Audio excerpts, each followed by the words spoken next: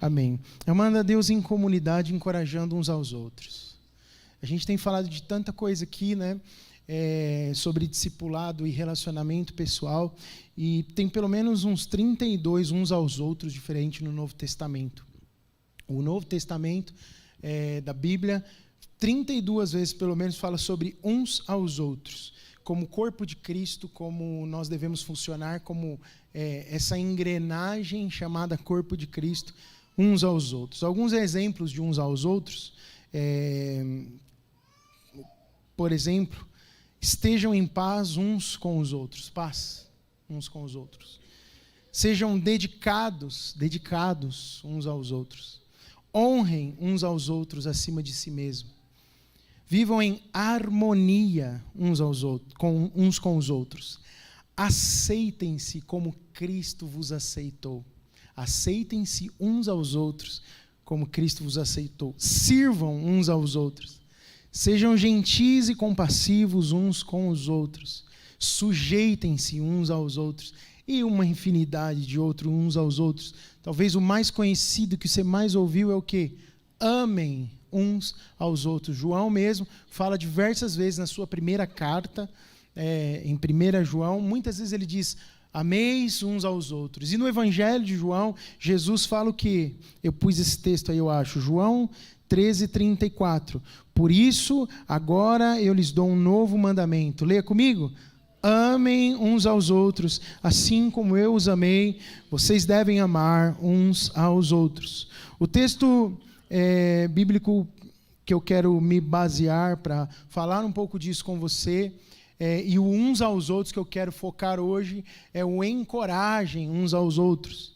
Seguir a Cristo não é um exercício individual.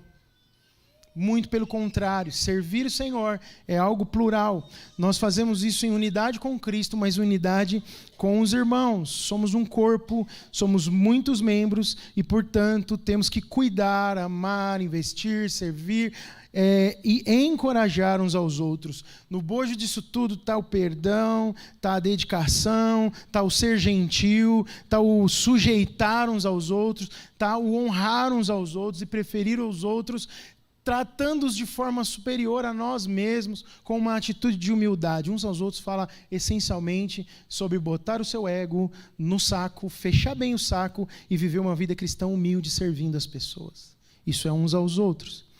E há um texto em Hebreus, capítulo 3, verso 13, que eu quero tomar como base um pouco da exegese desse versículo, apesar de eu não caminhar no capítulo inteiro, mas quero pensar um pouquinho com você sobre essa palavra, encorajem-se. Leia comigo Hebreus 3,13, vamos lá? Pelo contrário, encorajem-se uns aos outros todos os dias, durante o tempo em que se chama hoje, de modo que nenhum de vocês seja endurecido pelo engano do pecado. O versículo anterior ao 13 é uma advertência para nós como igreja, a não nutrirmos um coração pecaminoso, um coração que é suscetível demais ao pecado. E o escritor de Hebreus, ele fala para nós que a gente precisa ter atenção com isso. E no verso seguinte, ele fala assim, pelo contrário, ao invés de ter um coração aqui pervertido, um coração perdido no pecado, um coração que não escuta a voz de Deus, né? Eu estou parafraseando o versículo 12, ele fala, pelo contrário, encorajem-se uns aos outros todos os dias. Diga essa frase comigo.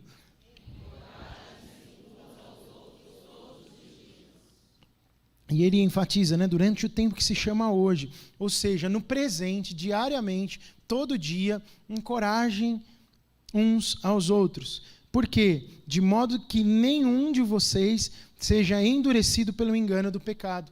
O encorajamento de uns aos outros nos livra, inclusive, de pecar e nos inspira a viver uma vida para o Senhor em todas as áreas. Mas eu quero abrir um pouco o entendimento e caminhar um pouco pelas Escrituras sobre algumas pessoas que precisaram de encorajamento. A palavra aqui, encoragem, é uma mesma palavra que muitas vezes é usado usada no Novo Testamento para exortar, consolar. É traduzida também como exortar e consolar. Então, encorajar, consolar e exortar. O que significa encorajar? Qual que é o significado? Para que serve isso? Por que é tão importante encorajar os nossos irmãos? Isso faz realmente alguma diferença na vida de alguém? Como é que a gente vive esse uns aos outros da Escritura? De encorajar uns aos outros. Encorajamento é um meio de dar e de receber coragem. É dar esperança, confiança e conforto no Senhor uns para os outros. É muito especial quando você é encorajado por alguém. Quando você percebe que tem alguém ali que está torcendo por você, que encoraja você. Às vezes você está vivendo num pecado, mas tem alguém te encorajando a fugir e sair daquele pecado e gasta tempo da própria vida orando, intercedendo e falando da parte de Deus na sua vida. Não é um privilégio ter alguém fazendo isso por nós?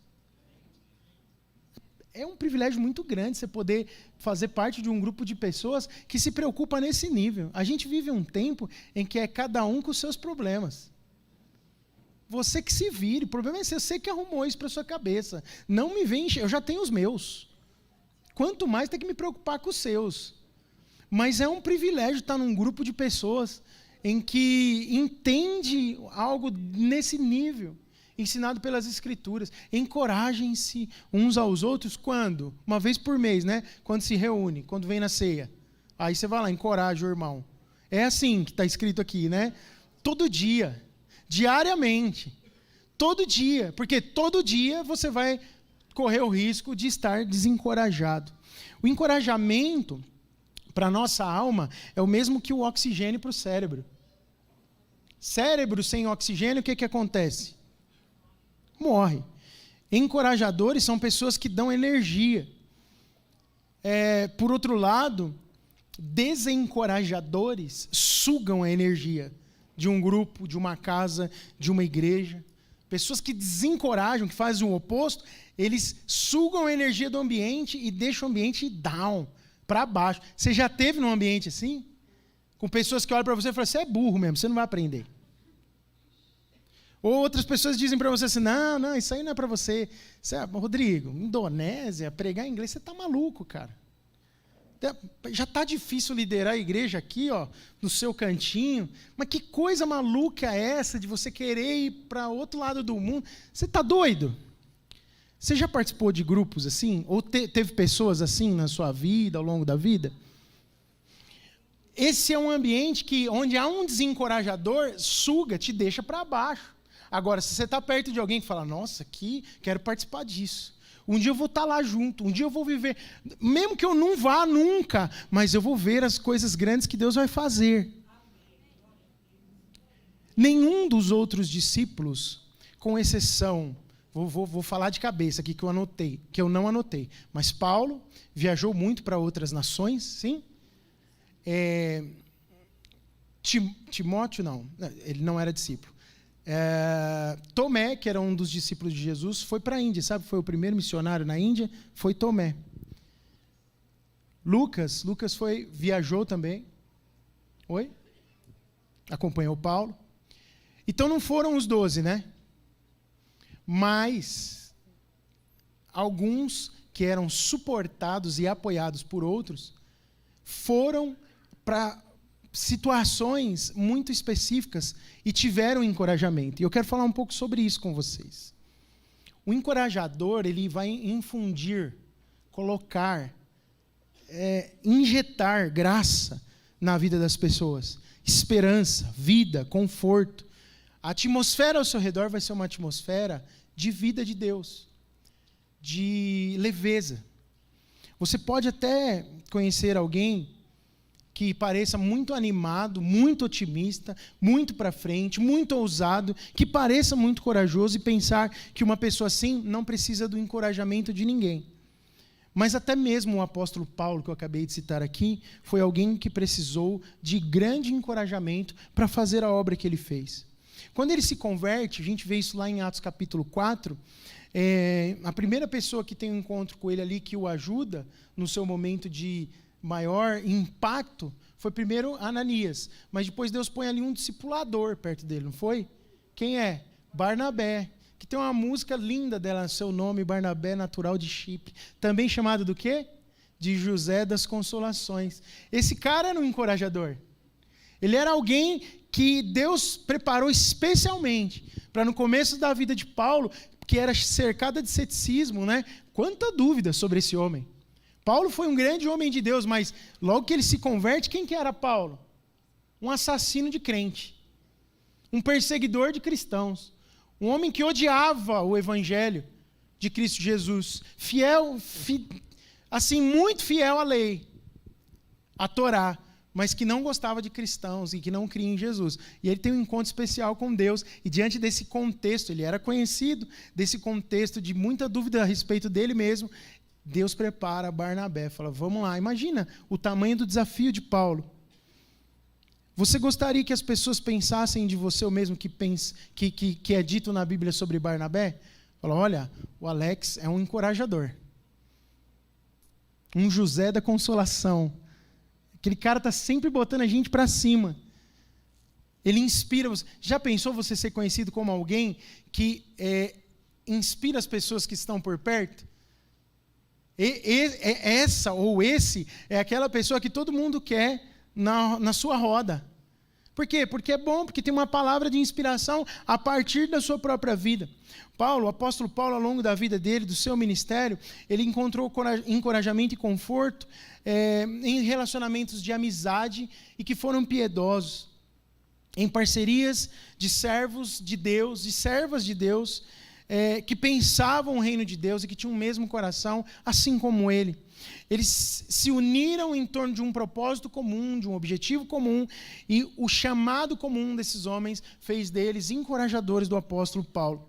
Perto do final da sua carta aos Colossenses, no capítulo 4, ele envia saudações a alguns desses queridos, e inclui alguns nomes aí, Aristarco, a quem ele chamou de meu companheiro de prisão, falando da importância da presença desse irmão com ele. João Marcos, a quem ele se separa por um momento e depois fala, me envia ele de volta, porque ele me é muito útil para o ministério.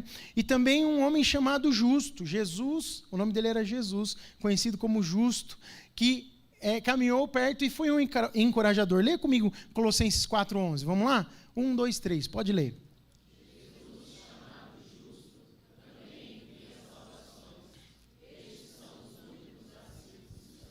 Judeus,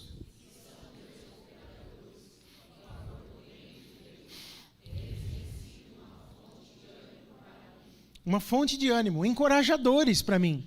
Esses homens têm liberado uma palavra sobre a minha vida que me inspira a prosseguir, a caminhar.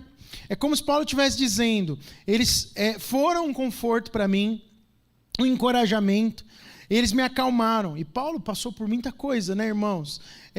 Na sua vida ele foi muito atormentado. Sei lá, a gente pode citar muita coisa. Ele foi apedrejado, o que mais? Passou por naufrágio, passou fome, foi rejeitado. Ele sofreu tudo que ele fez muita gente sofrer.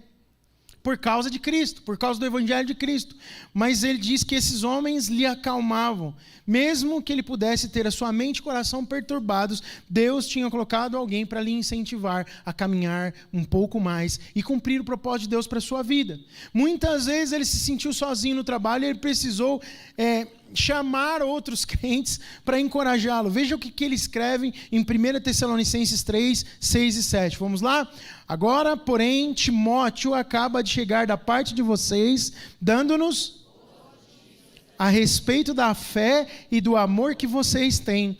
Ele nos falou, guardam boas recordações de nós, desejando ver-nos, assim como nós queremos vê-los. Por isso, irmãos, em toda a nossa necessidade e tribulação, temos bom ânimo, fomos encorajados a seu respeito por sabermos da sua fé.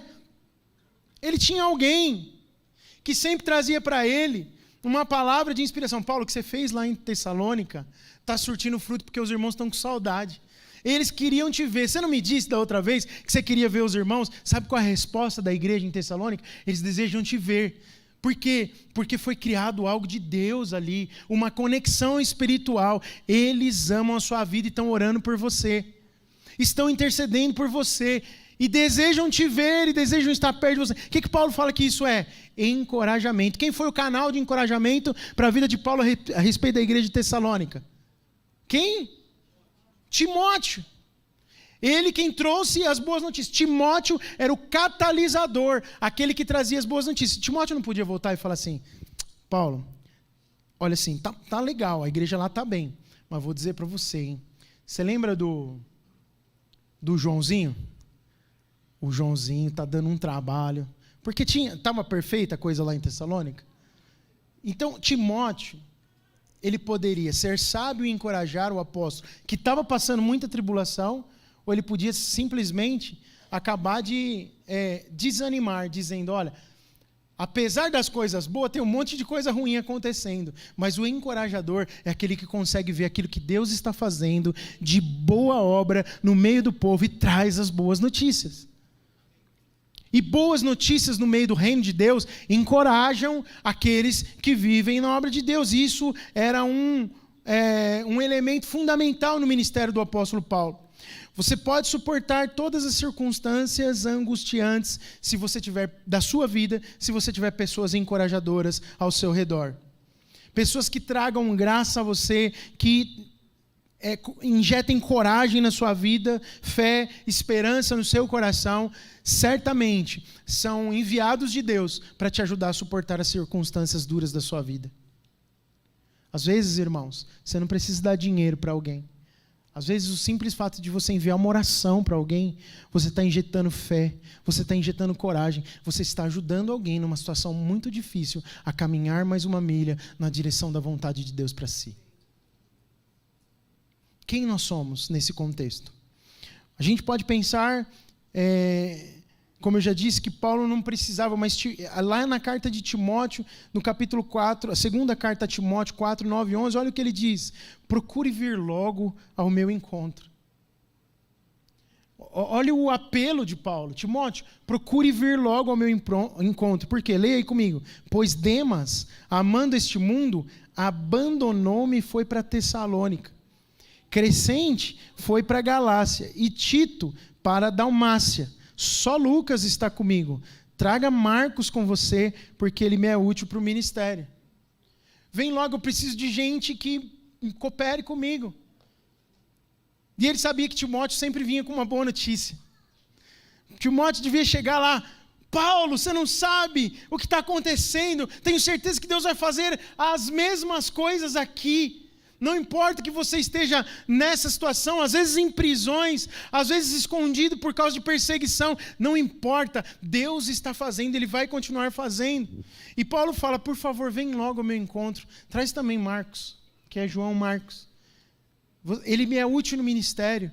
Eu preciso de apoio dos irmãos. Filipenses 2,9, Paulo também escrevendo, está escrito assim: espero no Senhor Jesus enviar-lhes Timóteo brevemente, para que eu também me sinta animado quando eu receber notícias de vocês. Olha que papel de Timóteo na vida do ministério de Paulo. Olha qual era o desejo do coração dele: enviar ele para a igreja de Filipos, porque ele sabia que Timóteo voltaria para inspirá-lo, voltaria para incentivá-lo. Como é importante, como é bom termos gente assim perto de nós. Eu sei que isso está te fazendo a refletir, talvez, de quem são os Timóteos da sua vida. Quem são as pessoas que têm inspirado você, que têm encorajado e incentivado você. Talvez você está aqui pensando: não tem ninguém que está fazendo isso por mim. Não tem ninguém que está me encorajando nesse nível. Não tem ninguém que está olhando para a minha dor. E vou dizer uma coisa para você: não é carência isso não, viu? Então Paulo era um carentão, né? Quando ele escreveu para Timóteo: por favor, vem logo ao meu encontro. Isso aqui é a necessidade da alma de todo ser humano. Nós precisamos de encorajadores próximos a nós, porque senão a gente às vezes cai no ledo engano de que você e Jesus resolve tudo.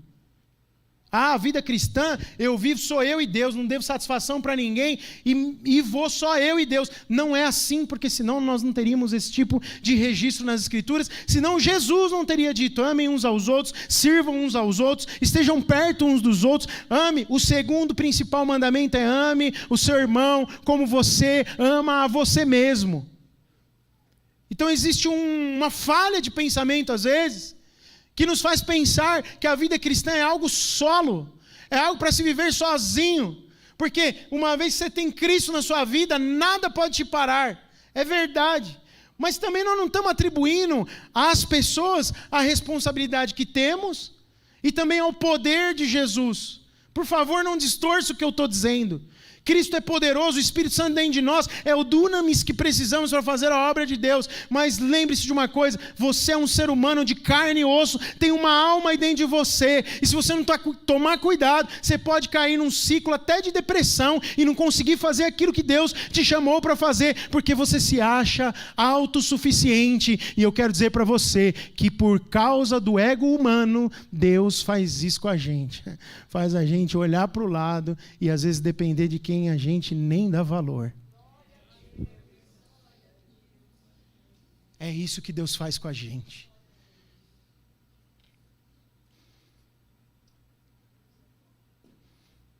Deus pega a oferta da viúva, do estrangeiro, do órfão, e coloca nas mãos de quem Ele quer sustentar, de quem Ele quer abrir caminhos. Deus pega homens que supostamente parecem grandes, como o apóstolo Paulo, e coloca um sentimento no seu coração de que é necessário viver uma comunidade que ama a Deus, servindo e encorajando o irmão, a irmã que está em dificuldade e que vive uma necessidade. Se nós não tivermos essa consciência, como igreja nós não vamos chegar a lugar nenhum. Todos precisam ser incentivados, mas também todos precisam ser encorajadores. Você precisa de encorajamento, mas você precisa também encorajar.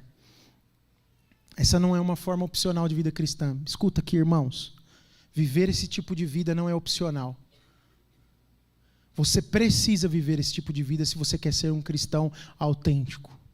Eu queria muito que todo mundo que está me ouvindo aqui, online, gravasse isso no coração. Não é uma forma opcional. Ah, pastor, eu vou vir para a igreja, dou meu dízimo, ajudo com tudo que eu puder aqui, mas viver isso não é opcional. Você não pode, sabe por quê? Porque senão você não vai ser completo na sua vida cristã. Não é opcional, está escrito na Bíblia. Às vezes a gente quer só um pedaço da palavra, irmãos. A gente quer só o Deus que nos abençoa. A gente quer só o Deus que derrama sobre nós esse frisson, às vezes, na hora do culto. Só que é o Deus que cura enfermidades. Só que é o Deus que supre as necessidades materiais. A Bíblia é completa e tem uma parte ampla da palavra de Deus que diz que nós precisamos viver uns aos outros de maneira intencional, pensar. Viver intencional, eu não queria que se tornasse uma palavra só repetida. Ser intencional é marcar na agenda, é fazer, é pôr. Se você não for intencional, por exemplo, em tomar um remédio que você precisa, vai passar e você não vai tomar. Eu estou tendo que tomar 2 remédios todo dia. Simples, tá? Não estou doente, está tudo bem comigo. Mas eu preciso tomar 2 remédios todo dia. E eu confiei na minha mente. Você sabe quando é que resolveu que eu não parei de tomar? Depois tomei 2 broncas do médico, umas 2 da Daisy também. Quando é que eu comecei a tomar o remédio? Quando eu fui intencional. Pus uma marquinha no celular e comprei uma caixinha de comprimidos, assim, com os dias da semana e ando com ela no bolso. Meu Deus, eu falei, estou ficando velho, estou andando com a caixinha de comprimido no meu bolso agora. Ficou grave agora, né, irmãos? Mas isso é intencionalidade, precisava fazer. Sim ou não? E tem que ser intencional para tudo. Tem que ser intencional para o exercício físico. Você tem que pensar que você tem que almoçar, não tem? Não está marcado na agenda que todo dia, perto do meio-dia, você para o seu trabalho e vai fazer o quê? Comer, porque senão não consegue trabalhar outra parte do dia. É intencional isso, não é? Assim como é intencional o dia que você fala, não vou comer, vou me consagrar aqui, vou orar, vou ler a palavra e não vou comer hoje porque eu estou em jejum. É intencionalidade. É assim também que funcionam uns aos outros. Você marca na sua agenda, você marca no seu rascunho do WhatsApp. Hoje eu preciso encorajar o fulano, beltrano e o ciclano. Então, o que você vai fazer? A primeira coisa para encorajar? Vou orar por eles. E Deus vai falar comigo o que é que eu preciso dizer para eles. Olha, eu sei que o irmão e a irmã estão com a filha internada, o caso do Sérgio e da Kelly. Eles estão lá. Se você ficar orando aqui e não for intencional, você não vai mandar uma palavra de oração para eles, você não vai, de repente, abençoar eles. Se você não orar por eles, você nunca vai ser mais relevante na vida deles por outra coisa, porque Deus não vai falar com você para fazer outra coisa, porque você não fala com Deus sobre eles. Está entendendo o que eu estou dizendo? Se você não ora pela sua esposa, não ora pelo seu filho, você nunca vai ter algo de Deus para falar para ele. Você nunca vai ser intencional no encorajamento. Se você convive em comunidade e percebe que um irmão, uma irmã está passando por uma necessidade específica e você não é intencional, anotando ali, falando, olha, o irmão fulano de tal precisa... Você não vai fazer nada por ele, não vai ser um encorajador, uma encorajadora. Moisés foi um exemplo disso também. É interessante. Quando você olha para Êxodo 17, tem uma história de uma batalha que Josué travou na prática. Josué foi o operacional, ele foi para a batalha com o povo. Mas a Bíblia fala que Moisés começou a interceder. Enquanto Moisés intercedia, Josué com o povo vencia a batalha. E enquanto a mão dele cansava e baixava, o que acontecia? Israel perdia a batalha. Eles eram vencidos pelo inimigo. O que acontece? Arão e Ur são instrumentos de Deus para quê? Para manter as mãos já velhas, os braços cansados de Moisés erguidos. E aí, com a ajuda de Arão e de Ur, mantendo os braços de Moisés erguidos, Josué vence a batalha para o povo de Deus. É um triplo encorajamento aqui. Ou você acha que Arão e Ur ficaram que nem dois postes, assim, segurando a mão de Moisés? Eu quero ter a liberdade poética de dizer algo que não está escrito na Bíblia aqui. Meu Deus do céu, agora os bereanos vão me matar. Mas eu imagino que eles estavam ali. Vamos, Moisés, está dando certo, cara. Nós estamos segurando a tua mão. Olha lá, derrubaram mais 1, derrubaram mais 5, derrubaram mais 10. Vamos possuir a terra que o Senhor nos prometeu. Josué está vencendo a batalha com o nosso povo. Vamos, Ur, não fraqueje, irmão. Levanta a mão de Moisés, porque a gente percebeu que é sustentando o nosso líder que Deus vai nos dar a vitória contra os nossos inimigos. E Josué vai ter a vitória. E nós também seremos. Qual foi o papel desses dois homens? Segurar os braços do seu líder já idoso, que já tinha passado o cajado para Josué. Quer dizer, numa ação do corpo, numa ação do povo de Deus, a vitória lhes foi concedida. Isso é encorajar uns aos outros na prática. Yes! Deus destrói os inimigos.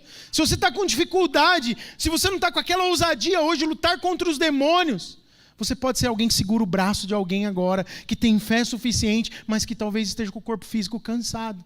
Você está vendo por que a gente precisa um dos outros? Porque o tempo passa, irmãos. E às vezes vai chegar um tempo da vida que você já não consegue correr sozinho, mas quando você tem o apoio de alguém caminhando junto com você, você pode realizar obras ainda maiores do que você fez na juventude. Por quê? Porque você vive essa comunidade ativa e intencional cristã. Outro exemplo de encorajamento eu vejo na história de Davi. Esse eu pensei o texto, quero falar rapidamente com você. 1 Samuel 23, 15 e 16. Leia comigo, vamos lá? 1, 2, 3.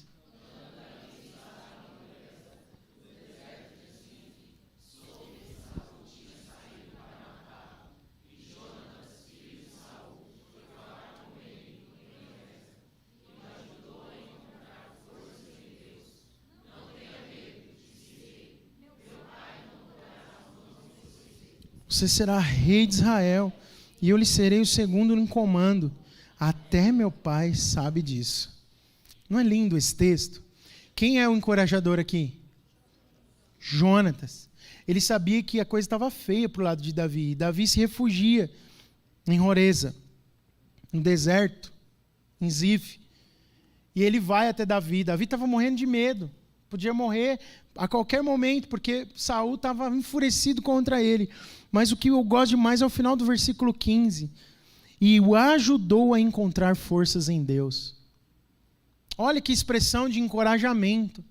Você é grande encorajador de um irmão, de uma irmã, quando você o ajuda a encontrar forças em Deus. E a resposta de como ele fez isso vem no verso 16. Olha o que ele fala. Como é que Jonatas ajuda a Davi a encontrar forças em Deus? Primeiro, não tenha medo. Não tenha medo. meu pai não vai pôr a mão em você, Davi. Mas com base em que ele está falando isso? Com base em que Jonathan está falando isso? Você vai ser rei em Israel. Em outras palavras, o que Deus prometeu, Ele vai cumprir na sua vida. Não tenha medo. E ele continua. E eu serei o segundo no comando, ou seja, eu podia, como filho, estar querendo esse lugar, mas eu já entendi o que Deus prometeu para você, então eu quero te encorajar a confiar, mesmo no meio desse caos, na promessa que Deus fez para você. Porque até meu pai sabe disso. Até ele sabe que as favas são contadas, Davi. O Heitor aqui no final do louvor, ele orou conosco, pediu para orarmos uns pelos outros, pelo quê? Quem lembra? Pelos sonhos e as promessas que Deus tem para a sua vida. Jonathan estava reanimando o coração de Davi, fazendo-o lembrar de quem ele realmente era. Você vai tomar a posição de rei de Israel, cara. Não é a perseguição do meu pai que vai mudar. Veja bem, irmãos, quando você fortalece alguém, o seu objetivo não é que essa pessoa dependa de você. Preste atenção no que eu vou te dizer agora. O objetivo do encorajamento cristão não é colocar alguém dependente de nós, porque nós também vamos ter o dia que nós vamos estar com a bateria fraca. Mas o seu objetivo é fortalecer essa pessoa no Senhor, como Jonatas fez com Davi. Porque quando você encoraja alguém no Senhor, você está fazendo algo para que da próxima vez, quando você não tiver condições, ela lembre das palavras que você falou para ela e ela consiga lutar sozinha, mas baseado em algo que você fez no passado. É para o Senhor. Você fala assim, eu vou estar sempre do seu lado, viu? Se você tiver em dificuldade, se faltar dinheiro, se você precisar de ajuda nas suas emoções, conta comigo, eu vou estar sempre lá. Aí, passa 2 meses... Você tomou fora da namorada. Tá mal. Na fossa. Na bad, né, hoje em dia. Tá na bad. Eu sei que aqui quase ninguém acorda na bad dia nenhum, né? Mas você tá lá na bad. Aí esse irmão que você prometeu, ou essa irmã, vem aqui, irmão, hoje eu tô mal. Hoje Saul tá querendo arrancar minha cabeça. Hoje a vida não tá fácil. Aí você fala, hoje eu tô na bad. Hoje não dá para viver aquela palavra que a gente ouviu aquele domingo. Não vem com história de encorajar, porque não dá. Você percebe que vai ter esse dia? Agora, se você encoraja no Senhor, você pode até estar na bad, mas você fala, lembra o que eu te falei aquele dia? Irmão, eu estou mal hoje. Mas lembra daquilo que eu te falei aquele dia, porque quem te encoraja é o Senhor. É mostrar os caminhos de Deus para as pessoas. Você fortalece as pessoas encorajando elas no Senhor. O próprio Deus é um Deus encorajador. Romanos 15:4. Leia comigo esse trecho da Escritura. Pois tudo o que foi escrito no passado foi escrito para nos ensinar, de forma que, por meio da perseverança e do bom ânimo. Diga comigo, bom ânimo. Mais uma vez, bom ânimo. Procedentes das Escrituras, mantenhamos a nossa... O que faz manter a esperança? É o encorajamento, o bom ânimo das Escrituras. Deus deixou porções especiais da sua palavra, que são verdadeiros encorajamentos para nós. E quando nós encorajamos o nosso próximo, nós estamos sendo a imagem do próprio Deus, porque nós estamos fazendo o que Ele faz. Fazemos o que Deus faz quando encorajamos o nosso irmão. Por um lado, somos ministrados pela palavra de Deus, mas por outro lado, somos a imagem do próprio Cristo Jesus, liberando palavras de Deus para as pessoas que estão perto de nós. Não é só dar ajuda emocional, é dar palavra de Deus que tem sustentação para encorajar as pessoas. Você precisa responder ao chamado no corpo de Cristo de ser um encorajador dos irmãos. Então não é só precisar, como eu mostrei aqui para você, que Paulo, que Moisés, que Davi precisaram de encorajamento. Todos nós precisamos, mas todos nós precisamos ser encorajadores. Todos nós. E às vezes você acha que você não é capaz, né? Às vezes a gente precisa responder esse chamado de ser encorajador dos nossos irmãos. E você acha que é impossível, mas à medida que você dá, você recebe. Tem um texto de Provérbios 11:25 que diz assim, leia aí comigo, eu pus em 2 versões, leia lá. O generoso prosperará, quem rega os outros será regado. Então se você precisa de encorajamento, mesmo ajudando outra pessoa, você também receberá. Numa outra versão diz, o generoso prosperará, quem dá alívio aos outros, alívio receberá. Às vezes você não se vê nem em condições de fazer isso. Sua situação parece difícil, mas quando você tem a essência da palavra dentro de você, até na bad você consegue ser instrumento de Deus na vida de alguém. Meu Deus do céu. Não espere que os outros te encorajem, seja você o primeiro a encorajar alguém. Para você fixar isso no seu coração, eu queria que você repetisse isso comigo. Eu. Diga mais forte. Eu. Diga bem forte. Eu. Quero ser um encorajador. Mulheres, uma encorajadora. Homens de valor, um encorajador. Eu não vou esperar alguém me encorajar primeiro. Diga, eu farei isso primeiro. Amém. Eu espero que você tenha falado isso com o coração bem convicto. A gente colhe o que semeia. À medida que você encoraja as pessoas, mesmo quando você se sente desencorajado, você recebe um incentivo da parte de Deus de forma sobrenatural. E mais do que isso, Deus vai colocar pessoas ao seu redor. Você pode pensar às vezes, se eu começar a encorajar os outros, eles vão pensar que está tudo bem comigo. E aí ninguém quer me encorajar mais. Então é melhor eu ficar aqui com cara de coitado, porque alguém, uma hora, depois do pastor falar tudo isso, não é possível. Alguém vai ver minha cara de coitado. Olha aí do lado, vê se tem alguém com cara de coitado. Olha, irmãos, ao começar a encorajar as pessoas, você vai poder descobrir, olha, presta bem atenção nisso, que você está indo bem.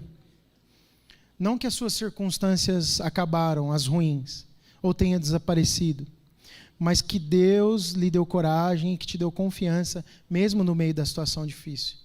As circunstâncias não podem desviar você do propósito. Circunstâncias difíceis não podem parar você diante do propósito de Deus para a sua vida. Eu queria fazer uma ilustração da bateria do carro. Quem aqui já teve problema com a bateria descarregar e de manhã não conseguir fazer o carro pegar? Levanta a mão, deixa eu ver.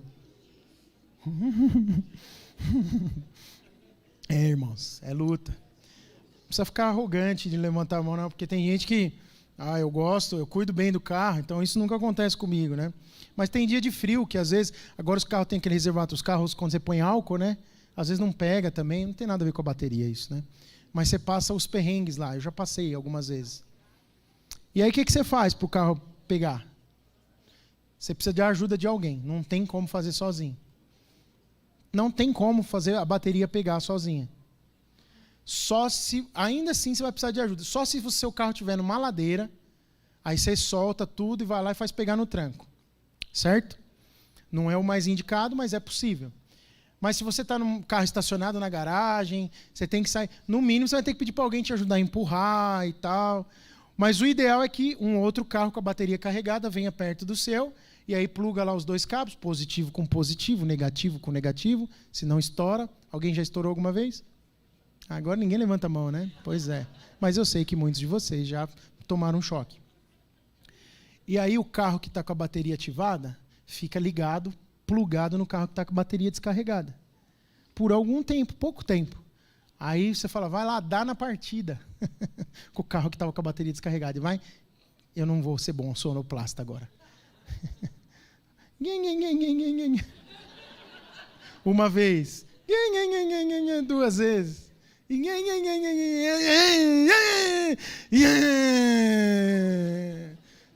Até que eu fui bem, né? E fica aquela coisa. Aí você fala, espera um pouquinho, não tira ainda não. Deixa o cabo aí. Por quê? Você tem segurança no quê? Na bateria do outro carro que está carregada, sim ou não? Bom, então, funcionou. A primeira parte funcionou. Depois de algum tempo, você tira o cabo, dá umas voltas no quarteirão, faz a viagem que você tinha que fazer de 5, 6, 10 quilômetros. Aí a bateria se auto-recarrega, não é isso que acontece? E aí o carro volta a funcionar e você vai ver o que aconteceu. Se esqueceu a luz desligada na noite, né? Se está com algum problema na bateria mesmo, se ela trocar, se está velha. Mas você precisou de um carro ali lado a lado. Às vezes a gente se sente assim, com a bateria fraca. Às vezes você percebe pessoas ao seu redor com a bateria fraca, precisando de um jump, de uma carga, de energia. Às vezes você se sente completamente sem bateria, desenergizado. Para as mulheres, pode ser um parto recente. É muito comum ver isso. As mulheres, quando têm bebês, são atacadas no seu emocional. Às vezes, para as mulheres ainda, são as pressões da administração da sua casa. O desafio da conciliação entre cuidar bem dos filhos, fazer a comida, mandar a galera para a escola, arrumar a casa, fazer tudo, trabalhar fora. É uma loucura. E isso vai consumindo uma bateria. E ainda, por cima, a mulher ainda se preocupa em, puxa, eu preciso encorajar alguém, preciso estar inserida no corpo de Cristo e estar conectada com outras irmãs. Isso vai sugando, sim, a sua energia. Para os mais jovens, adolescentes, os jovens, os desafios do teu futuro, que às vezes está incerto, você não sabe o que você quer ser ainda no futuro, as possibilidades de estudo, algum problema que você possa estar enfrentando, sonhos de construir sua família, conseguir uma boa profissão, não deixar de estar vivendo o propósito de Deus para a sua vida. Ser jovem é maravilhoso, porque você tem um monte de possibilidades. E você quer acertar o alvo. Para os homens, a descarga da bateria às vezes vem porque as pressões do mundo corporativo, onde você trabalha, problemas de administração na sua casa, preocupação porque você não chega à solução de algum problema pessoal por conta da sua própria procrastinação. É problema de saúde, é problema financeiro, é problema relacional. Às vezes nós, homens, estamos enfrentando coisas que é o preço do que nós estamos pagando por aquilo que a gente mesmo não faz e devia estar fazendo. Está com problema de saúde porque não come direito, não observa isso nunca. Está com problema no relacionamento porque não cuida da casa, não cuida dos relacionamentos entre esposa e filhos. Não faz um monte de coisa e depois quer ter outro resultado, mas fica com energia sugada. Preocupações que roubam a alegria.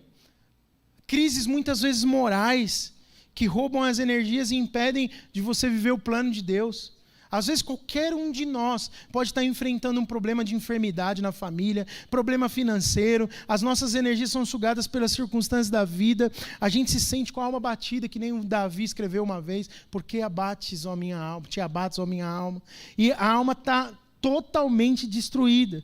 No decorrer da vida cotidiana, no mundo pecaminoso que a gente vive, as pressões que nós vivemos, a gente fica esgotado, a gente é atropelado como que por um caminhão.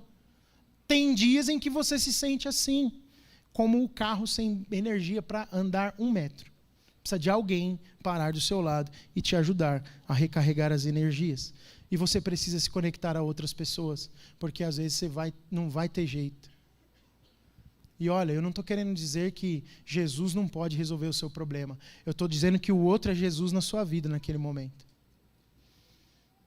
Às vezes o diabo nos cega de um jeito que a gente não consegue nem enxergar Jesus, nem o Espírito Santo que está dentro de nós. Mas Cristo é revelado através do irmão. Você já teve essa experiência? De Cristo sendo revelado através de alguém para nós. Isso é muito real na vida cristã. Precisa ser real na nossa vida. Não se trata simplesmente, irmãos, de alguém fazendo, mas é a graça de Deus através de alguém. Eu quero terminar como eu comecei no texto de Hebreus 3,13. A palavra de Hebreus 3,13 para encorajar é parakaleo. Diga comigo, parakaleo. Acho que eu até escrevi dessa vez. Vê aí. É isso mesmo. O que significa? O significado da palavra é chamar para o meu lado. Essa é usada em Hebreus. A raiz da palavra é a mesma usada para paracletos, que Jesus fala lá em João, capítulo 14, verso 16. Que significa o quê, paracletos? Convocado a estar ao lado de alguém para ajudar alguém. Por isso que Paulo escreve lá em Romanos capítulo 8, que é o mesmo Espírito dentro de nós, ora por nós, até com gemidos inexprimíveis. Então, esse Espírito que Jesus fala em João, que é o Paracletos, é aquele que é trazido para o lado de alguém para o incentivar, para o encorajar. E a palavra usada em Hebreus é da mesma raiz, para, kaleo, chamar para o meu lado. Paracletos, Espírito Santo. Parakaleo, encorajar. O Espírito Santo é chamado por Jesus Aquele que em momentos de angústia ora até o que você não consegue orar. Jesus também é mencionado por João como o nosso intercessor, o nosso advogado diante do Pai. Olha, não pequeis, mas se pecares, tem diante de Deus um advogado. Jesus e o Espírito Santo, ambos fazem uma obra que eu e você temos que fazer na vida dos nossos irmãos também. Na nossa medida. Eu quero deixar muito claro aqui, eu não estou falando de substituição de papel. Eu estou falando de cooperação nos papéis. É uma cooperação enquanto somos igreja, uns com os outros. E é isso que está escrito na Bíblia. Cooperem uns com os outros. Sejam encorajadores uns dos outros. Você faz o papel de Jesus quando você intercede e ora pela necessidade de alguém, orando ao Pai em nome de Jesus. E você faz o papel do Espírito Santo, consolando, apoiando, estando ao lado de alguém, assim como um carro com a bateria boa fica do lado de um carro com a bateria ruim. Você está sendo usado por Deus para injetar ânimo na vida de alguém. A minha pergunta nessa manhã para você é: tem alguém do seu lado que você percebe que precisa ser fortalecido no Senhor, que está com as energias sugadas e que você pode doar um pouco da bateria, da sua bateria para ele ou para ela? Você está precisando de bateria? Você está descarregado? Eu quero orar com você nessa hora. Fique de pé no seu lugar.